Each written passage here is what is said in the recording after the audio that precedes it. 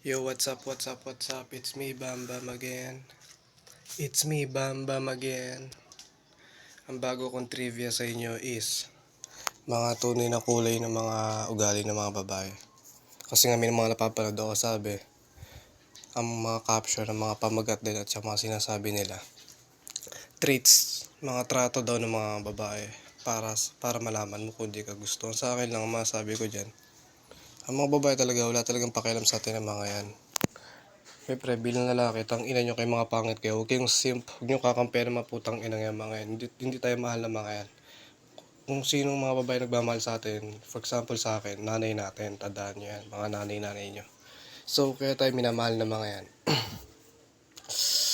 Siyempre, lalo pag nalaman nila, may trabaho ka, may pambayad ka na lang Meralco bill, water bill, PLDT. Siyempre, wifi, mahalaga, wifi. Tapos, yun, internet, di ba, mahalaga. So, yun lang. Hindi na kailangan natin ng traits para malaman kung mahal na tayo. Talagang hindi naman eh. Kahit nga sa ligawan eh. Wala namang ambag yung mga yan. Diba? Sasagutin ka lang pag nalaman, ay tangina may trabaho. Pwede na, diba? Ganyan sila eh. Diba? Ganyan yan.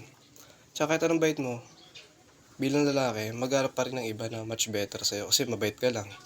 Tapos syempre mas pipili niya yung may motor. For example, ganyan sila eh. Ganyan yung mga yan. So, yun lang. Tsaka bilang lalaki, kahit single ka o meron man, focus on yourself. Diba? Huwag mong pa-priority yung mga babae.